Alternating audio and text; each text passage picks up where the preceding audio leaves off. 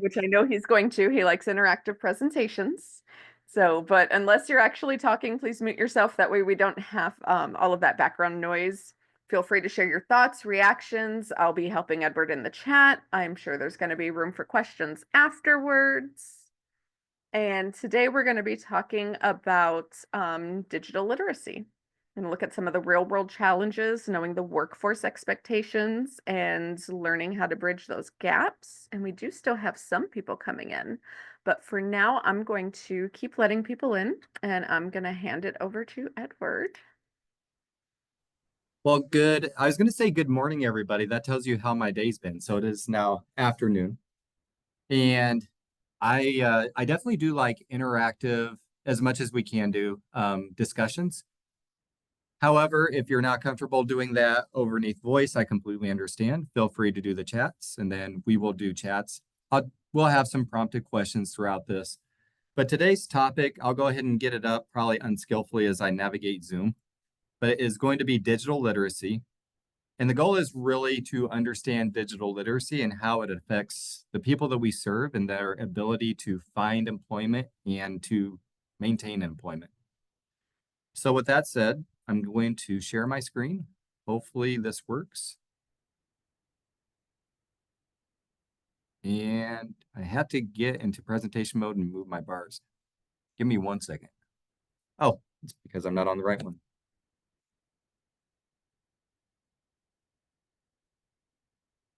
Yes, we're good? Okay.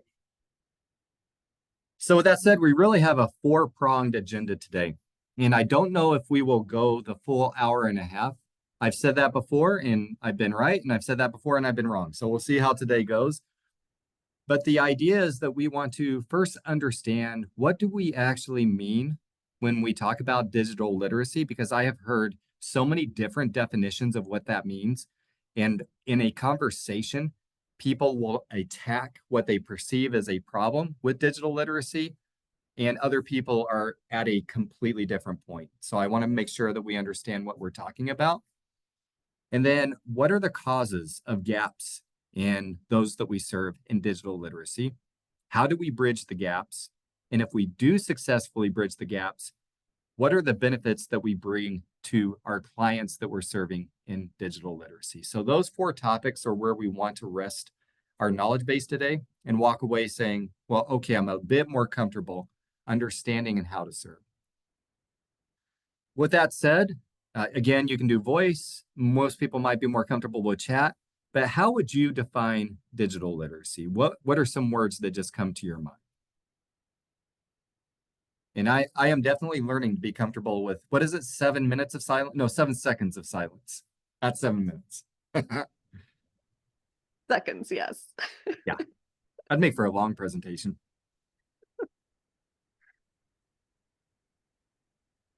So any words that come to mind when you think about digital literacy?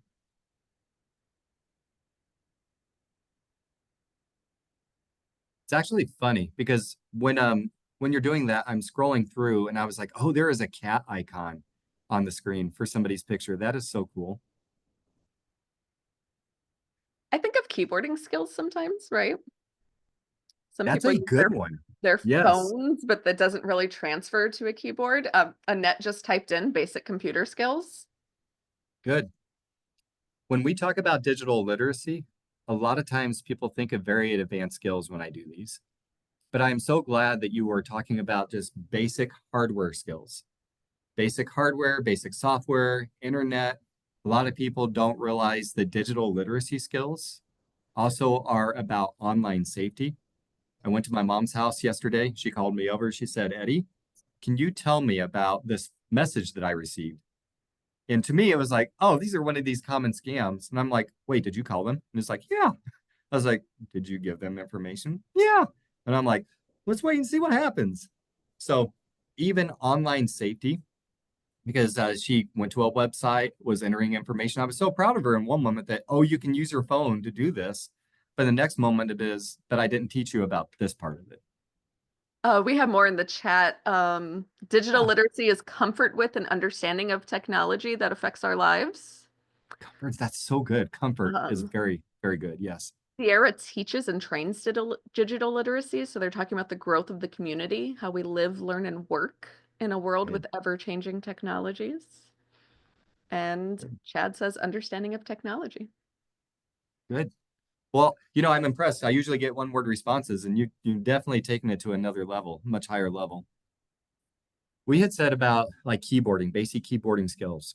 So if we think about digital literacy and what it encompasses, I wanted to give you an idea just in the entire spectrum of where somebody may come into an office and not really know where they are even at in the digital literacy space.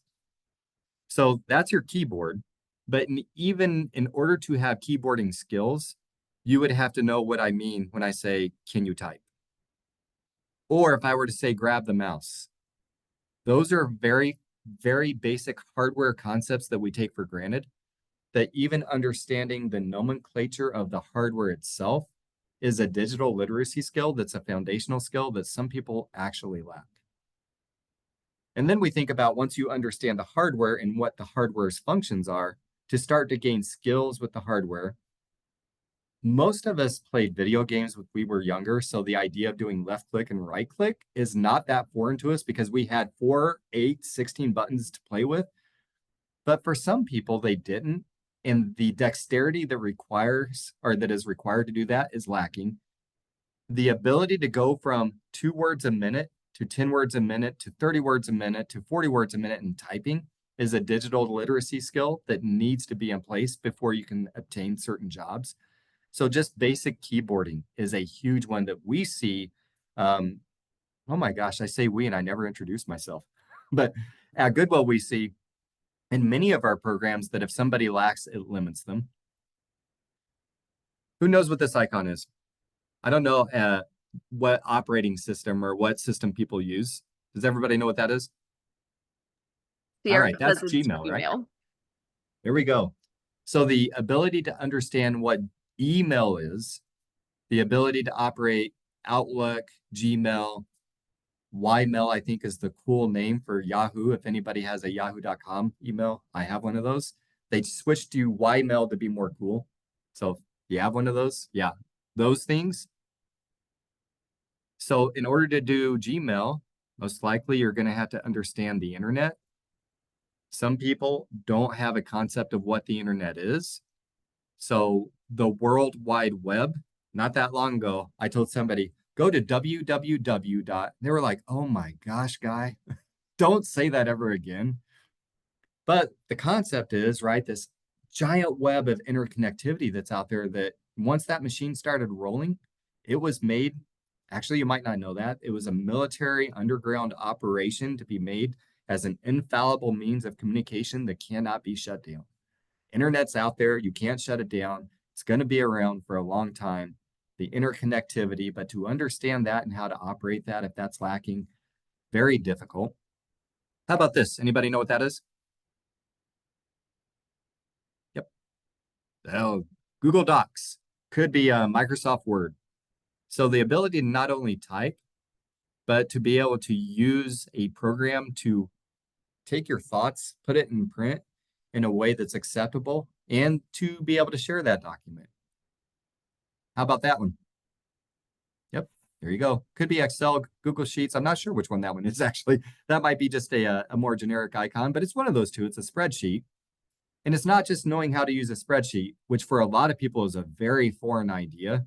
It is being effective with the spreadsheet. So if I were to go to my own team of professionals and say, hey, I need somebody to convert this table to a bar chart. I need 5 colors, and above the bar chart, I want another chart that's a line graph to have the same 5 colors. I would guess half my team would be like, nope, not happening. Can't do it. It is a higher level digital literacy skill, but at the same time, those 5 who could, I'm probably viewing them in a different light. They now have capabilities of doing things which will potentially get them projects when they come up. Those with the higher level projects are more likely to be those that are on bench for promotion. How about that one? Well, that is October the 20th or 31st, everybody's favorite Halloween holiday, right? That's Google Calendar. I can't tell you how many professionals I've hired that I have assumed that they were good at the calendar, they missed a meeting. I was like, it was on your calendar. They're like, I don't know what you're talking about.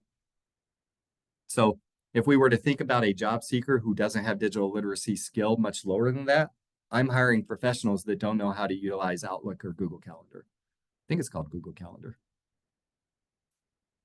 We're on this right now. We're on a video call. The ability to be comfortable to have etiquette and to use a video call. So I am definitely not going to do my presentation like this the whole time. However, we do see people who are unused to video calls doing that. And that's if they were able to get logged in the beginning, in the first place. Social media. I don't know what everybody's favorite right now is. Mine is not TikTok. I'm trying to get on board with that. I even have a YouTube channel that I tried to do what I was doing with it. But social media does have some digital literacy place in our world when it comes to job seeking, right? So if we think about LinkedIn, that is a great repertoire of jobs that are available. If you think about Facebook and networking with friends who potentially have jobs that they are aware of and will post on Facebook. If you think about Instagram as a form of information, YouTube as a form of information, and then connection to friends and family to maintain your network. Any idea what I mean by this picture?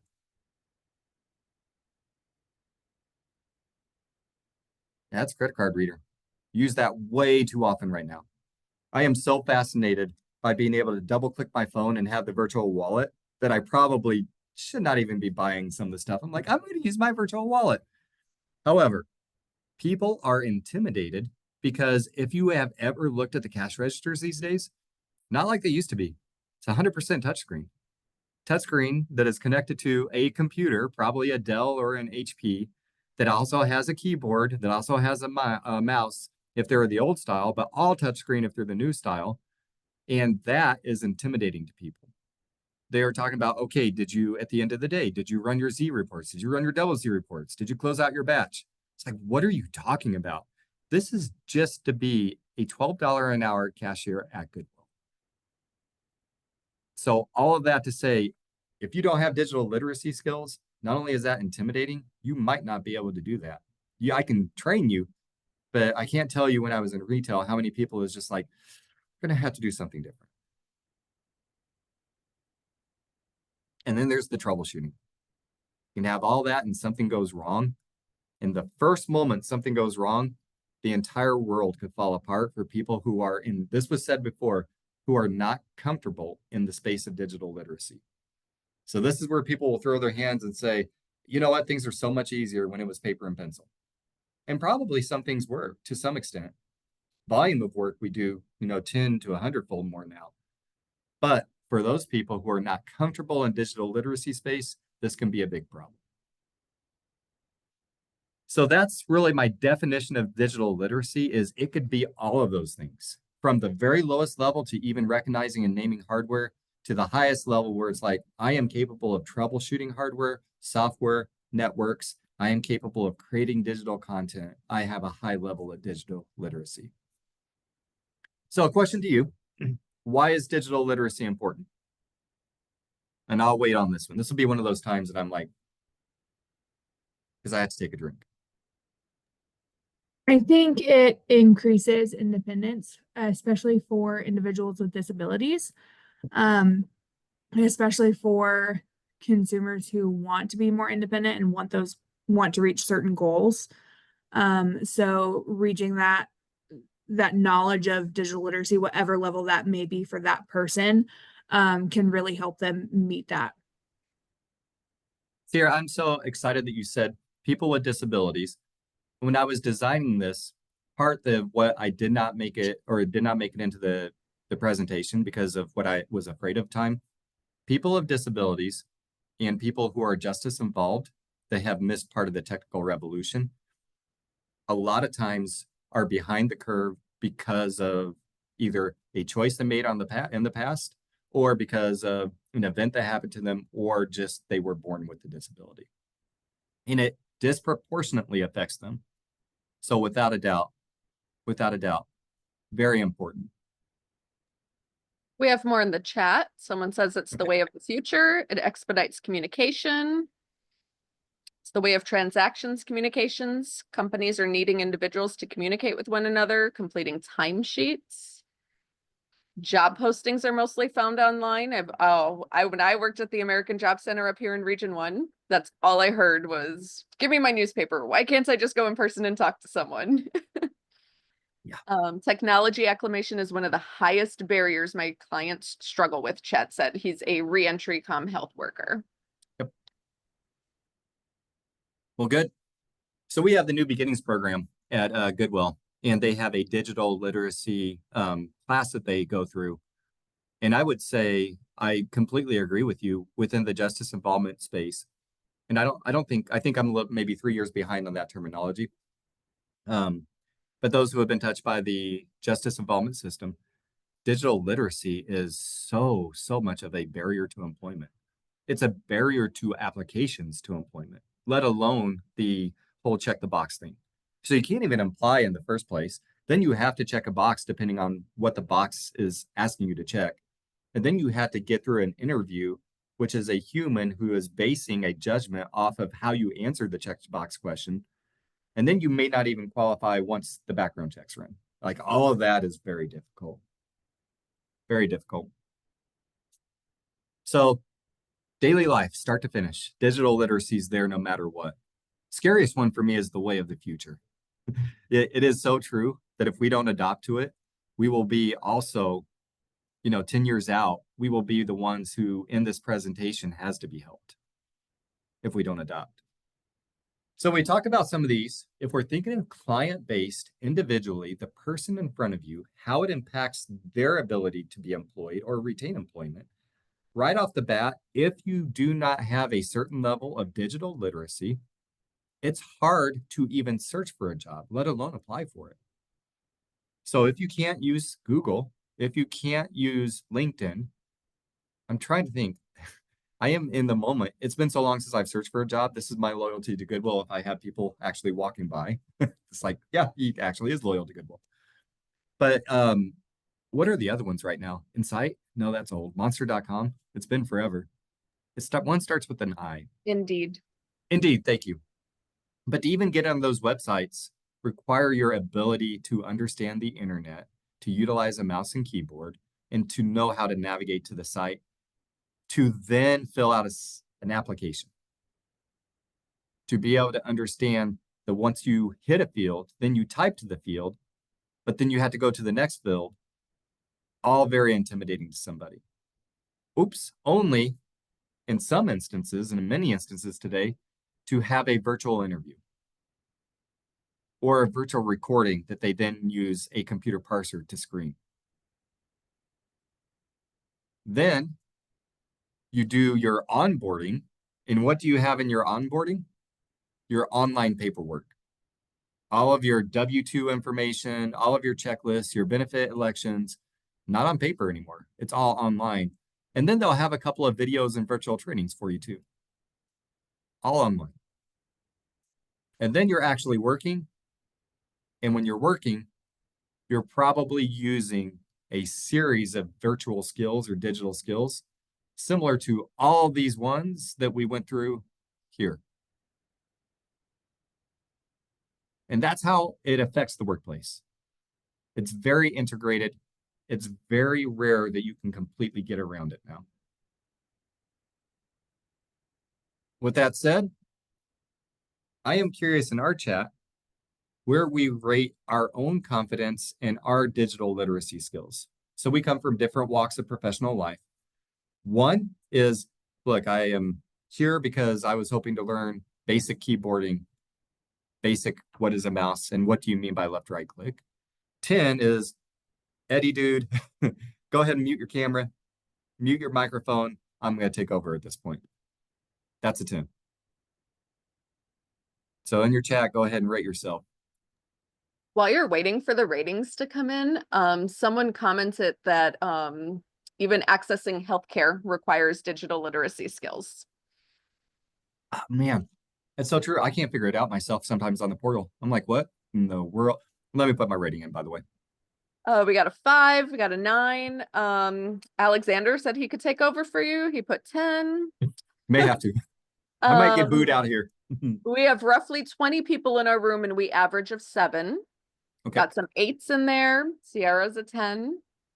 8 and 9. So yeah, I actually myself have trouble with the online portal sometimes. Every once in a while trying to figure out, well, wait, where is it that I navigate to see this? And why is this? And why do I have a notification here? But when I go to the notification, it says I don't have one. So I would definitely say it is not a coincidence that our average in the room is 7 and we are all in the positions we're at. There are few of us in here that would be able to have a digital literacy skill of 1 to 3 and be in our positions and be able to retain the job indefinitely. We would have to skill up to be able to retain our job, mostly those who are in here. So with that, ooh, can you still see my screen? It disappeared on mine. I can still see it.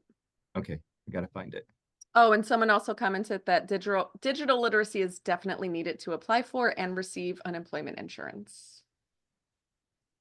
Now, during COVID times, we actually had I think it was a 105-page presentation we built out to help people to understand how to apply for unemployment insurance. It was very confusing. That's why it took so many pages. It was so difficult. All right, our unemployment benefits, not insurance, on the COVID times. So if we think about why are there actual gaps in digital literacy? Why does this exist? And this is what to look for. I want to also identify in a previous ecosystem, I talked about almost internal biases in managing in a culturally diverse workplace. And I do want to say, be careful of internal biases at all times.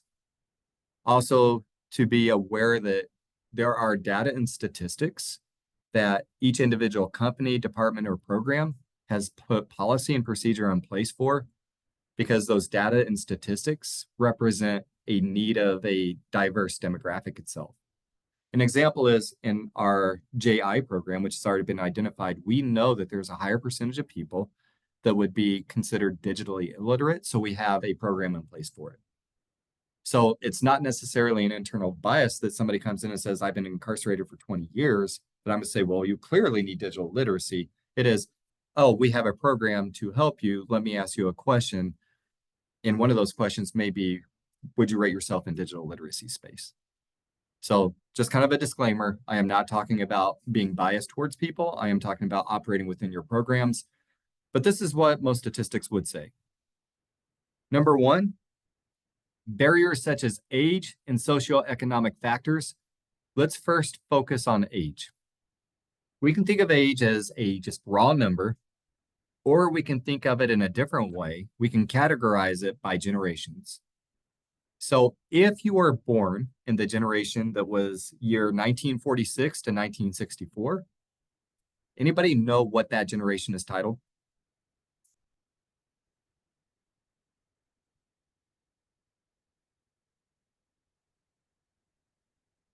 I think we got a couple of chats. I'm afraid to click it though.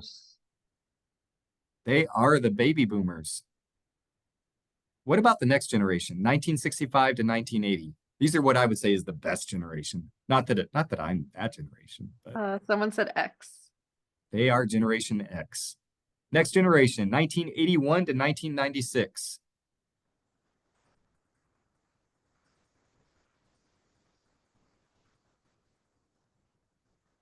Z, millennials, we get the blame. Sierra, if you're like me and you're early enough, we're called Zennials because we're like right on that in between. Zennials are amazing. You could do Thank like you. everything.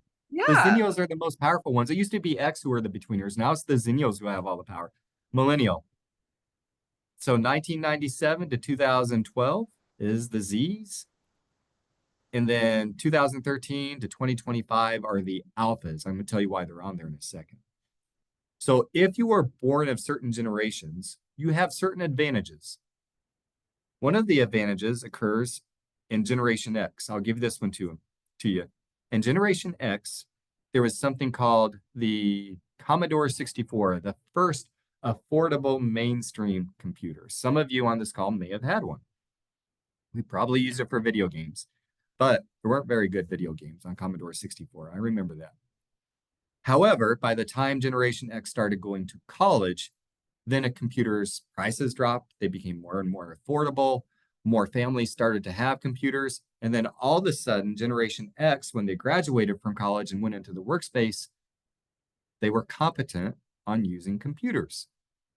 They also are the ones that had keyboarding class. So Generation X typically can type. They had keyboarding class as a requirement in 8th grade, and some took it in high school. Any idea what the next big boom in digital literacy was? It was the millennials, but do we know why? Someone said internet. Oh my gosh, so much. So millennials, they lucked into the internet. Generation X got the internet or internet itself, or as well. So they were the ones that grew up and internet was almost in one way or another became mandatory at some point in their youth up till their early adulthood. So not only did they have the computers, but then they had the internet and typically the ability to do searches at the very least. They understood and remember, you got mail, AOL back then.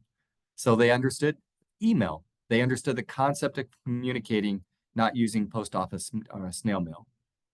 And then the last one is Generation Alpha. Any idea why that would be an important generation? Someone beat you to the question and typed AI in the chat. Oh my goodness. Okay, so if we think about revolution, there will be a time that potentially the advent of AI will be as important as the advent of the internet. And I will make a claim. For those of you who are AI adverse, there were those of us way back when in Generation X and baby boomers who were computer and internet adverse, who are now why we are having this presentation. So just keep that in mind. AI has started to change the way that we work. At Goodwill, I will make a claim that the majority of my team uses AI. And at the director level, I probably can do maybe 20% more work than I could last year because I finally adopted. I was one of those Generation X's like, I don't want to do it. And then finally I adopted, and now I can do a higher quantity of work. So that's the age thing. If you were not, I didn't explain my colors. If you're not a yellow or green, if you're a green, like you were set up for success to some degree. If you're a yellow, it's like you had to kind of be open to adopting. If you were a red, you were already at a disadvantage. So keep that in mind. Next one is socioeconomic factors. Socioeconomic factors, basically income. If you are from a household that is on the lower end of income, then you are less likely to have digital literacy. You're less likely to have cell phones throughout the house or tablets throughout the house. You're less likely to have high-speed internet that gives you access to the world. If you do have it, you are more likely to have to share between parents and children and between children and siblings. And if you live in a neighborhood that would be categorized as poor, you are more likely to have your infrastructure not be able to support high-speed internet, especially if you live in a rural area. I can't say that word. I think I messed that up in a previous ecosystem. RURAL.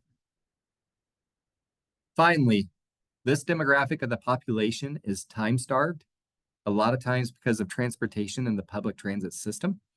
And because of being time-starved, even if you have a good setup on internet and tablets or computers at home or cell phones at home, if you don't have to share and you have connectivity that's high speed, if you don't have a parent at home to actually help, then it just becomes YouTube videos of things that children probably shouldn't be watching at the age that they watch anyways, and it's not helpful.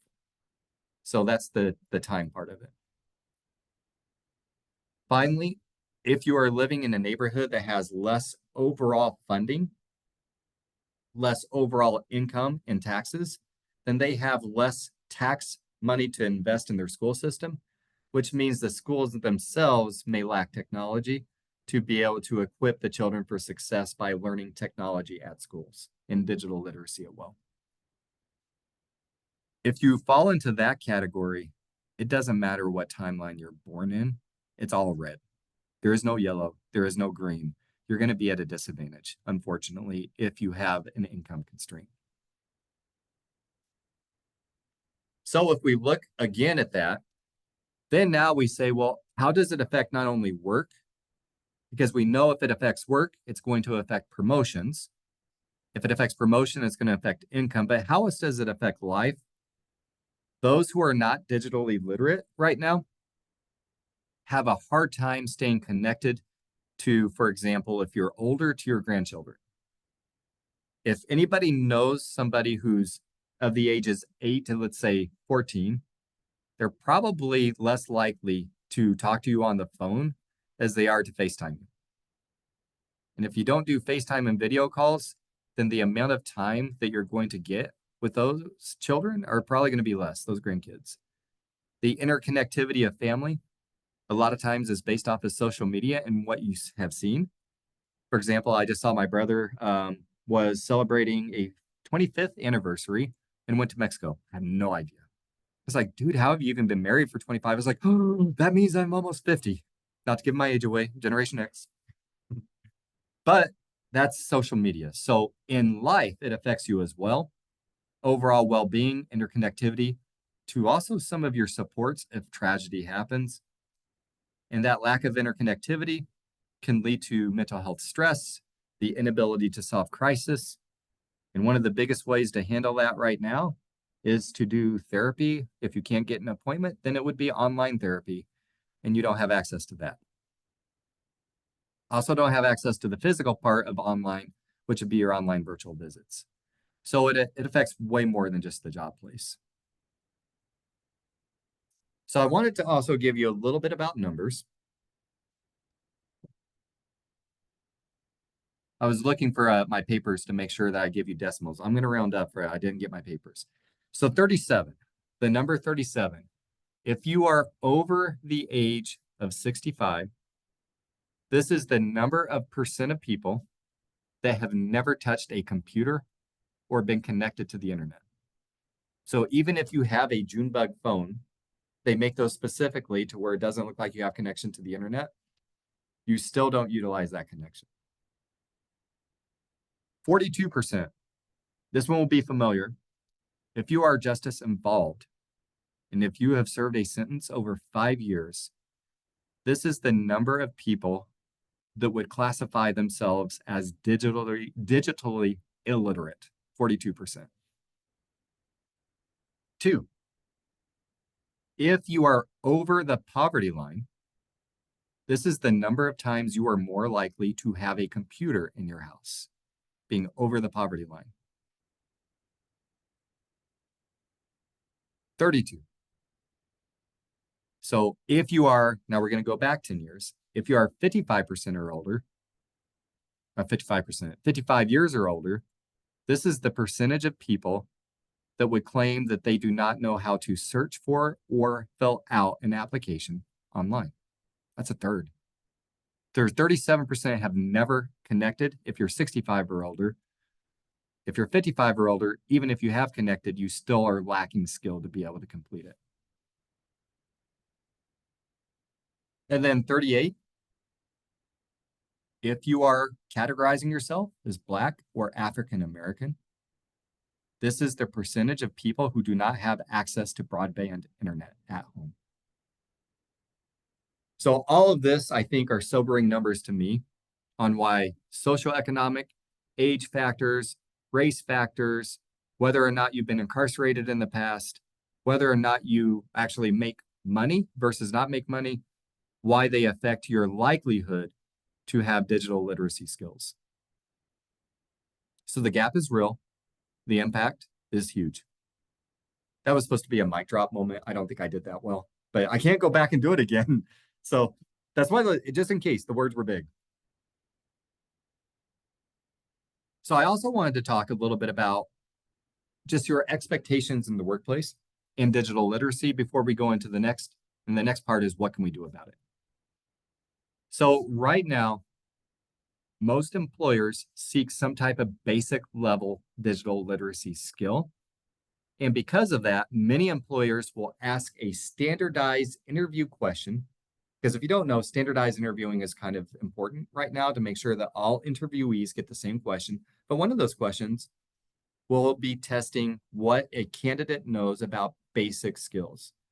Basic skills could be describing your ability to use email, the calendar to schedule meeting, productivity software.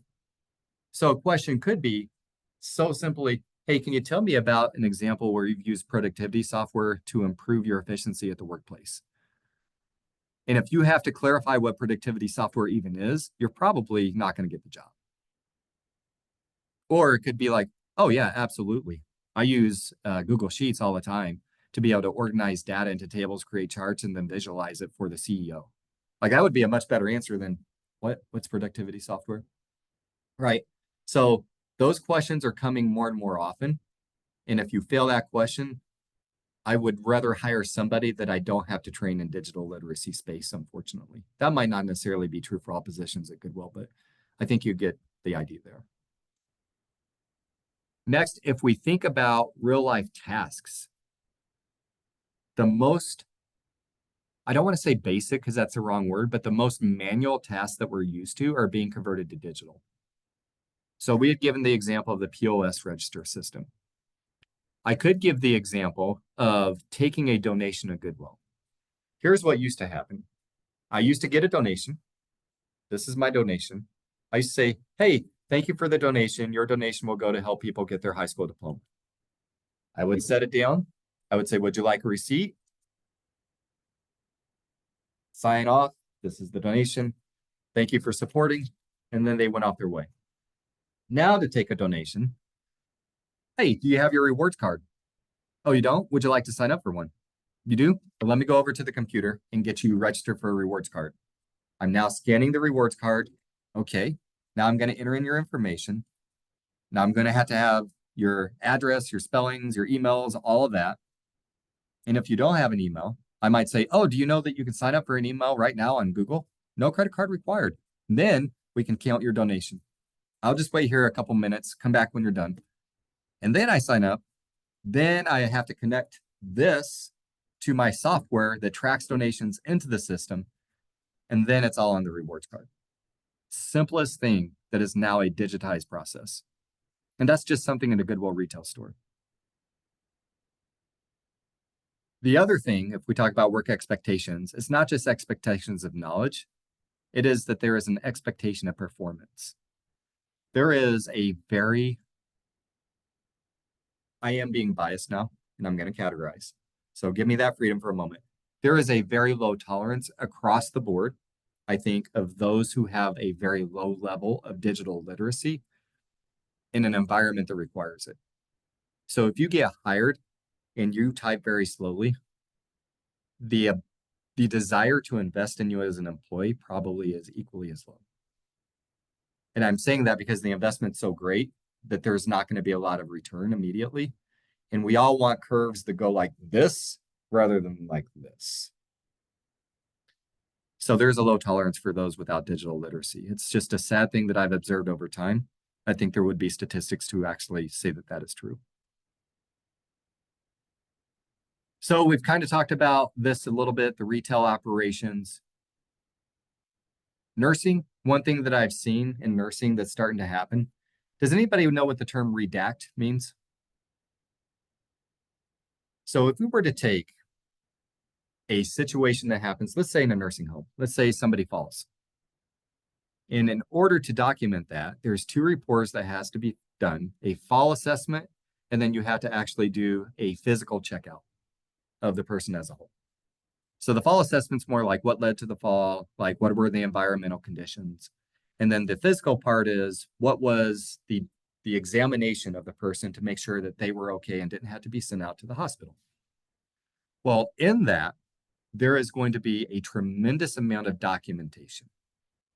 And in that documentation, the old way is, it used to be paper, then it converted to computer, that you would sit there and type your documentation in while you're getting multiple calls on your lights back to your documentation, back to multiple calls over and over. And now the new way is people are redacting, which means I am taking out any identifying and personal information. And I am going to use a redacted version of this incident. And I'm going to use speech to text into a AI compiler. And that AI compiler will compile the most likely case note that makes sense versus what I spoke and insert it as the case note.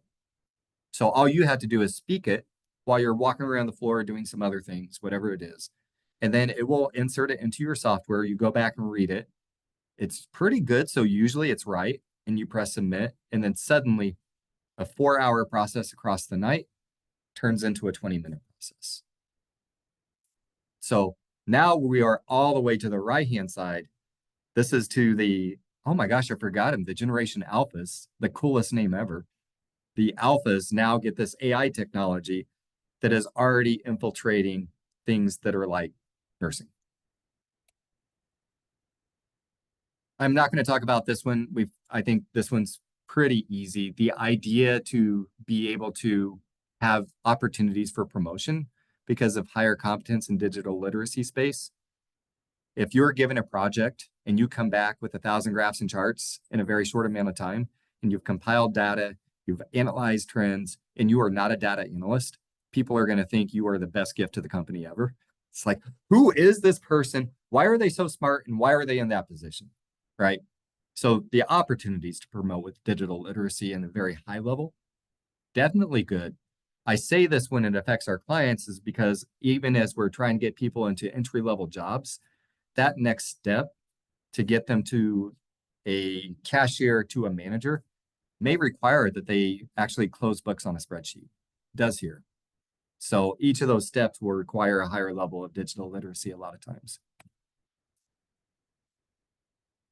All right. If we were thinking about, well, how do we actually solve this gap then? Like, cool that you've identified it over and over, but I want to do something with my clients. How do we solve it? Then the first two things I would say is there are not a lot of effective, at least data effective or case study effective ways that have said this will absolutely help in digital literacy space. The ones that I know about, at least two of them, there is a program that the library runs. It's called North Star. Has anybody heard of North Star?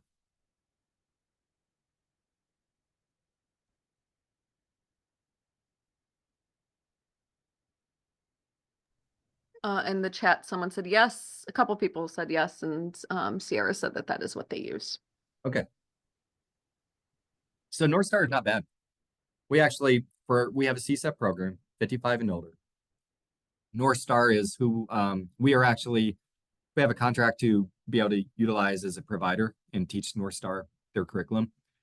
And then we teach segments of it. And from that, our front desk person, our data entry specialist for one of our programs that deal with our SNAP funding, actually was promoted when they originally had what I would consider a 0 in digital literacy space. Oh, the scale only went to 1 to 10. They're a 1, not a 0. But so North Star is actually pretty decent.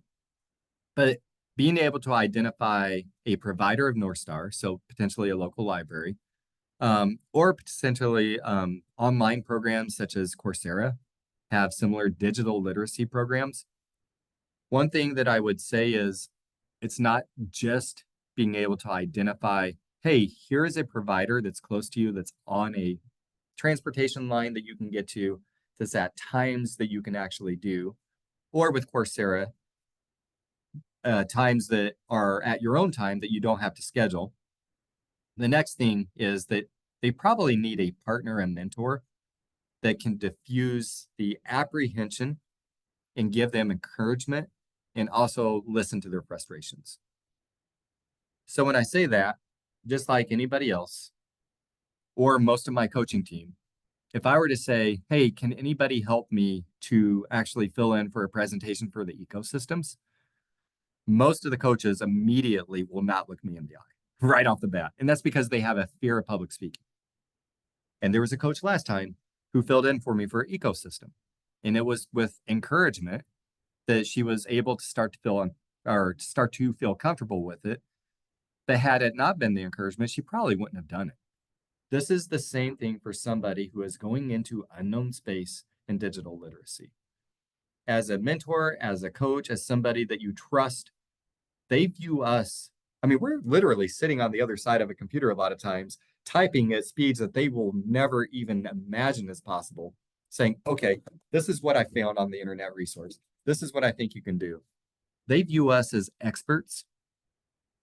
If we as experts say, I believe you can do this, and this is the next step, then I think it is valuable for them to hear that. They're also going to come back frustrated because that first class, they're going to say, I didn't get any of it, or that didn't go as well as I thought. It's not that they are going to get everything the first time. It is that we are going to continue to encourage them to go back again and again. So I think, to me, that's the role of coaching, is to be that methodical. Okay, this was never going to be easy, but this, I think we both agree, is a step that has to be completed in order for you to be able to get a job, hold a job, and then achieve your dream of advancing in a job. I want to pause. I've been talking a lot lately without interaction. Do we have any questions right now?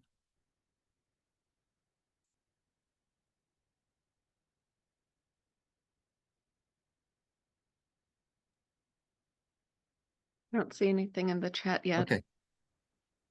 I also think that closing the gap means that we also have to be very aware. It's not just the ability to go to a class, to do North Star, to do online. It is also that they have the technology to be able to practice what they're learning. And so we have to identify whether or not that they have access to the technology outside the class. And if they don't, we might want to think about how we can get them access to our technology. So, for example, it's in addition to your class, would love for you to try to be able to fit in time at the computer to use the libraries of the computer. Not realistic for a lot of people. It could be, oh, I'm very aware of a grant that we have access to that could potentially fill a very small role in this. It could be Goodwill, for example, in the past has had computers that we have that are open to the public, not necessarily in other community centers that are not in library that you can utilize. But trying to figure out, like, how do we actually get you access? Final thing could be, for example, if you have a relationship with the Bonner Center. Hey, have you ever thought about going to the Bonner Center? Because they have financial coaches. Like, what I really think you need to do in order to have a strong technology or a strong digital literacy base, like, I think you might need to have a long-term goal of being able to buy your own computer. And in order to do that, let's hook you up with a financial coach that can potentially get you there, get you the ability to save money to buy that computer, or knows programs that can help you to be able to save money. So I think all of that could be valuable. So with that said, those are all cool philosophical, theoretical things. I want to give you some, maybe a little bit hard-nosed, like in practice, what this could look like. And we have to understand that the gap in digital literacy itself, and we've kind of talked about this, it can scale from 1 to 10, right? I think in this picture, maybe I have 11. I'm counting really quickly. We have to realize, this is almost in order, by the way, where that gap is. So for some people, it's important to understand if they are in those first couple of areas. I don't know what a mouse is, don't know what a keyboard is, I can't type, never heard of email, and yeah, I don't have access to the internet. That's a very different category than, yeah, I just haven't done the Google Calendar thing, don't really know how to do docs, but I have a computer at home and I can connect the internet and I email my cousin over there in Korea. Like, those are two different gaps. We have to understand where the gap is, and we have to design a plan that's based off of where the client is. So we all hear the term, meet the clients where they are. This is kind of where we're talking about. We got to meet the clients where they are. And once we know where they are, we have to set an achievable goal based off of that gap. So if they're in the first 4 here, then that achievable goal is, I'm going to send you to the library to the North Star Financial or the digital literacy class. Like, the only thing I want you to get from it is to understand the names of the components of a computer. That's it. Just tell me when you come back what the names of the things that you've learned. And if they come back and they say, well, actually, I learned a tablet, a mouse, monitor, I've learned keyboard, I've learned a power cable. You always pull it out if you're having problems and plug it back in after 20 seconds. And that's called a reset. Like, oh, you learned a lot more than I thought. So that was your goal for step 1. Step 2, I want you to be able to type 5 words a minute. Go back to the class, as many classes as it takes. Your goal is 5 words a minute. Step 3, this time we're going to try to shoot that to 10 words a minute. Also have an idea. You have a computer at home for somebody who might. It's like, I have a way to be able to get some free typing software. I'm going to write down on a piece of paper. I had to remember where we were. I'm going to send you an email with somebody who doesn't know how to do email. I'm going to write down on a piece of paper. You type this into the top of Remember Chrome from your class, and it's a typing program. You don't even have to pay for it. You can practice on your own now. So that's kind of the accountability partner and the steps in meeting a client where they're at. So we create the action plan. We find resources if we need to, but we also have to support the learning itself in the emotional and coaching spectrum. So what does that mean? That means it's not just a checklist of things we do. We also have to celebrate the wins, and we also have to embrace the failures as opportunities to learn more about the failures and to move past them. So there's the psychological aspect of coaching that has to happen in simultaneous time for the computer. I'm using the wrong word, for those who are seeking digital literacy to be able to have success. So for example, this is the North Star digital literacy program. I don't know if you can see it well, but I might be able to say to somebody, hey, you're having a lot of difficulty I understand with Microsoft Word, but can we go back and look at what you've already accomplished? Even if we were to stop here, like, you're a success. You learned basic computer skills, you've learned email skills, you've learned internet basics, you learned what Windows was, you learned about how to use a Mac. I don't even use a Mac at work. I don't even know how to do that. I did that in college, which was 26 years ago. Oh gosh, I don't know. I was a kid. It might be real. Essential software skills, like, that's where you're at in this training. You've already done 5 of these things on this list. You're on list 6. You're almost halfway through. So keep plugging away. You're doing great. So to be able to do that type of support throughout. And then finally, an accountability partner. That just means deadlines and dates. So I want to see you back in this office, and I'm hoping you'll come. What is today? 11/21. I'm hoping you'll come, like, Thanksgiving's next week. Everybody have a great Thanksgiving day. But December the 4th, if you can come to this office, I have an opening. Will that work for you? I want to talk about your progress on Microsoft Word. So that's the accountability partner. Any questions? I'm using the North Star just because I thought more people would be familiar with it. Coursera typically is like North Star, but rather than doing like the library program, you can do a lot of it by yourself if you have somebody with home computer with broadband internet connection, and they're at a higher level to begin with. So kind of almost going into conclusion, benefits of digital literacy. Number 1, search more jobs, more likely to get jobs. That's a number game, right? And it's not only that, but you can search positions that are more likely to match your criteria of what you want, which means that you're more likely to retain the job after you get it. So it's an empowered job search. Number 2, when you get to the interview, you will not be weeded out as often because you are digitally illiterate. Don't like that word, but that's how it's viewed. You will have a better chance of getting the job once you've actually aligned your interests with your search and got the interview. And 3, retention, moving up, higher wages, more money for your family, building savings, building net worth, jobs with benefits, retirement, legacy. All those could be some marginal benefits to major benefits of increasing your digital literacy. I wanted to leave a lot of time today for questions and to be able to do answers if possible. So these are not questions to you. These are just things that if you want to have an open conversation, comments, I just wanted to give everybody a free floor now. And thank you for the time today. I appreciate it. I really was excited to present today. Any questions? There is a comment in the chat about the Indianapolis Public Library. Mhm. We're here for your learners. We have lots of programs that use North Star, but also many other options for learning about tech. And that was that Alex? That was the 10. Yes. If I remember right. Yes, Thank you that so was one of much. the 10s. Yes.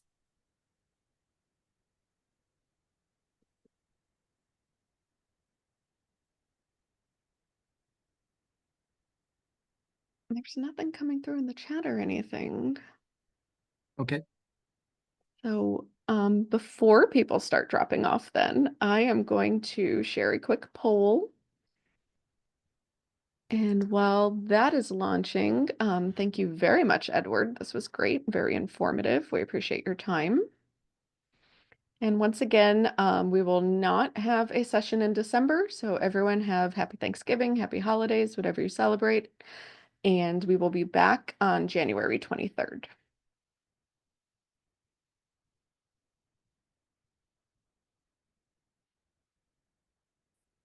Just waiting for everyone to answer. So everyone, once you answer, you are free to go. Thank you for your time. Thank you for your attention and participation. Elaine's in the chat. She said, thank you for the presentation. And yeah, you're getting lots of thank yous, Edward. All right, everyone. Thank you and enjoy the rest of your day.